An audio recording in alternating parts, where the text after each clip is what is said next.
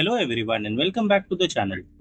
Following up on our last video where we tackled key questions from the FIB for Mathematical and Statistical Techniques to April 2023 question paper covering correlation and regression, time series and index numbers, we are now shifting our focus to the final unit that's crucial for your exams, the elementary probability theory.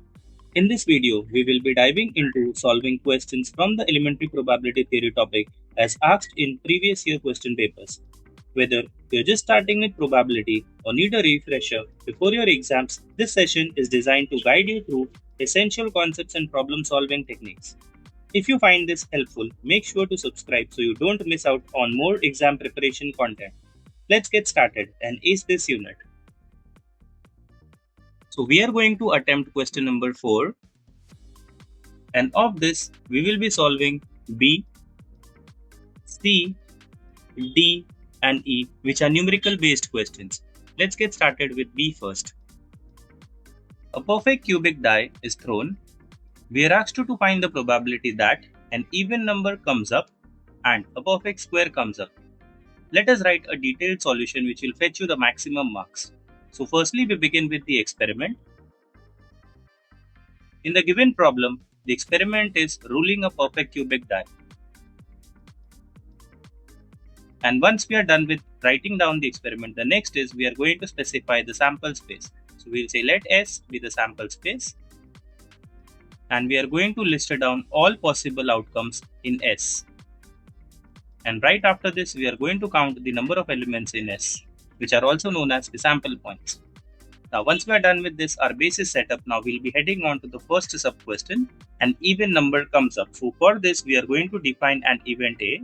I am going to say, let A be the event that an even number comes up. And right after this, we are going to write A in set form. So when we roll the die, these are the possible outcomes, and of this we are going to look out for the ones which are even, and we can see that we have got 2, 4 and 6.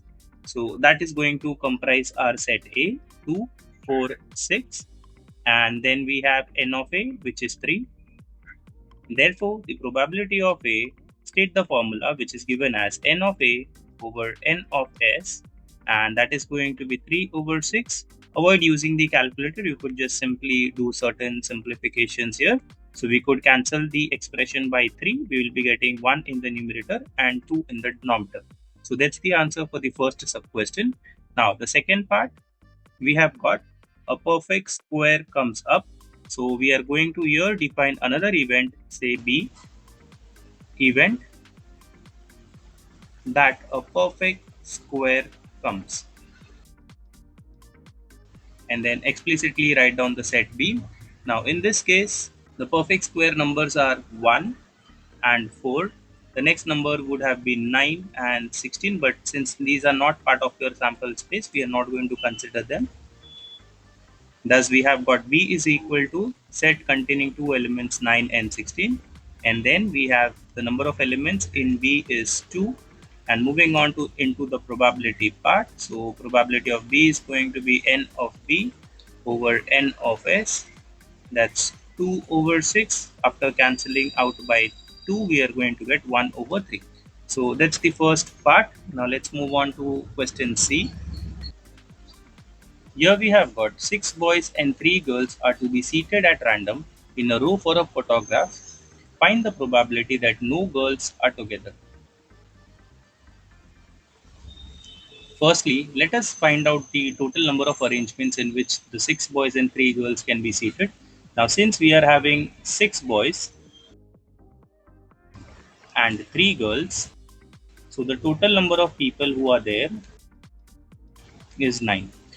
Irrespective of the condition, these 9 people could be arranged in 9 factorial ways. Thus, we get n of S, which is equal to the total number of arrangements, is equal to 9 factorial. We will not be right now calculating the value of 9 factorial. We will leave it like this. Now let us move on to our requirement that no 2 girls are together. So for this, since the condition is on girls, we will first arrange the 6 boys.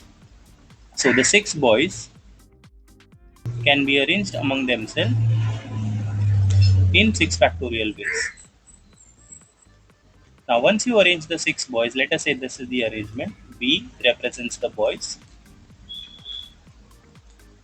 So we have got 6 boys arranged. Now this create empty positions between the boys in which the girls could be positioned so that we get that no two girls are together. So right now we are having 1, 2, 3, 4, 5, 6 and 7 positions in which the 3 girls could be seated. So thus we have that the 3 girls can be arranged in total positions are 7 and arrangements needs to be done for the 3 girls. So we have got it to be done in 7C3 ways. So therefore total required arrangements are, it is 6 factorial for the boys multiplied by 7C3 for the girls. So therefore probability that no two girls are together is equal to the total number of outcomes which we are looking out for, which is 6 factorial times 7C3 over the total number of possible outcomes, which was 9 factorial.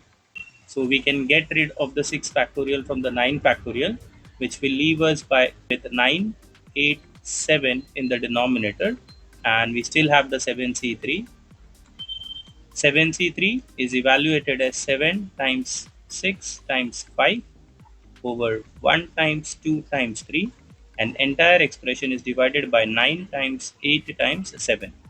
This simplifies to 765 over 1, 2, 3 into 1 over 9, 8, 7. We have got more cancellations. Then 2 3s is 6, so we get this away. So thus the probability is going to be 5 in the numerator over 9 8s are 72 in the denominator. This is the answer that we are looking out for the probability that no two girls are seated together for the photograph. Let's move on to the next problem. Here we have for the following PMF or the probability mass function, find K and hence find the CDF or the cumulative distribution function. And we are given the probability mass function in this table. Now the first part is to find out K. So we will be starting with the condition that the given function is a probability mass function. So we will say that since P of X is a PMF, so this implies that the total of all the probabilities, that is total of Px, is going to be 1. So therefore we are going to total all these probabilities. So we will be having 0.2 plus 0.1 plus 0.3 plus k must be equal to 1. We can sum these numbers.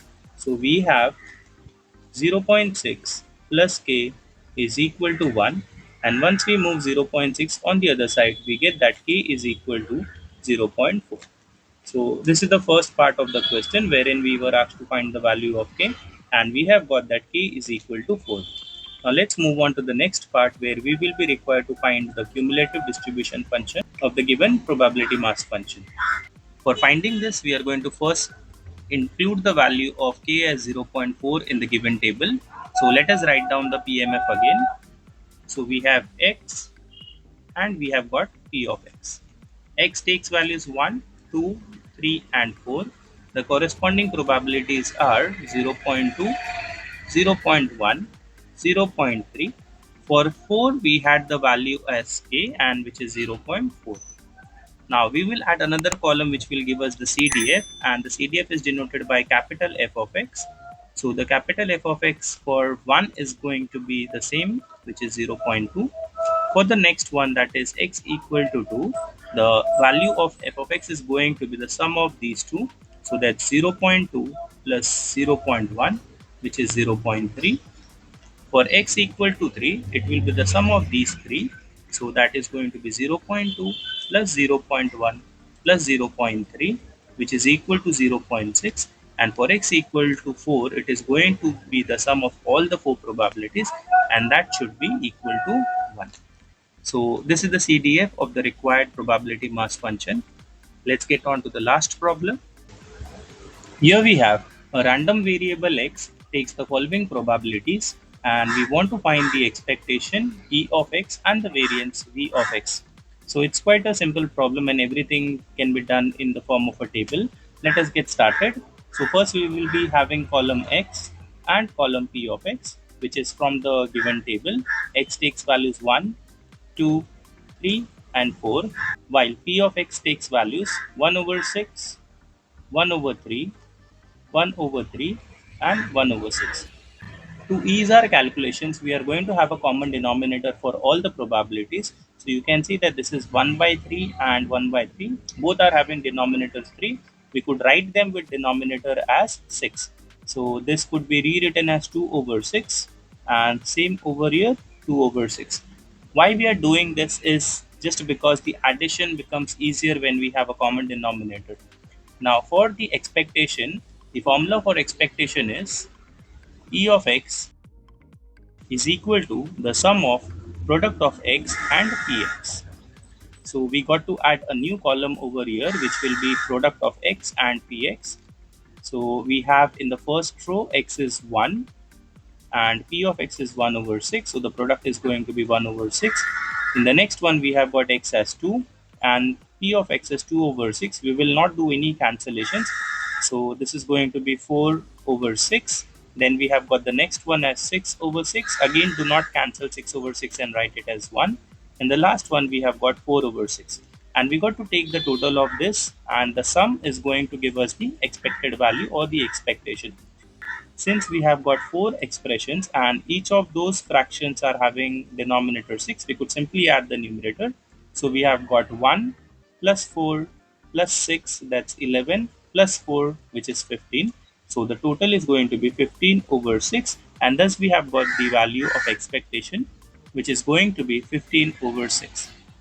Now for the next part, we got to find out the variance, and the variance is given as expectation of x squared minus expectation of x whole square, where the expectation of x square is evaluated as the sum of x square times probability of x.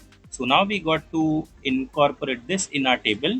We will be adding a new column for x square followed by the product of x square and p of x. So x square is going to be the square of all the entries in x, which is 1, 2, 3 and 4. Their respective squares are 1, 4, 9 and 16. And next we are going to take product of px with x square to set up our column x square px. So we have got 1 multiplied by 1 over 6. We have got 4 multiplied by 2 over 6. 9 multiplied by 2 over 6 and 16 multiplied by 1 over 6. Again, do not cancel the fractions or try to simplify it, keep it as it is. Now this total, all the fractions, again over here we are having all the 4 fractions with a common denominator 6. So adding these 4 fractions will be as simple as adding the numerators and putting everything over 6. So we have got 1 plus 8, that's 9, plus 18, which is 27, plus 16, which is 43 over 6. So therefore, the variance of x is equal to, we wanted expectation of x square, which is 43 over 6, minus expectation of x whole square, and expectation of x we have got as 15 over 6.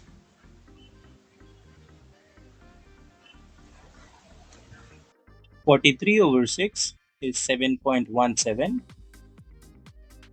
minus 15 over 6 is 2.5, square of this. So that's 7.17 minus 6.25, and that gives us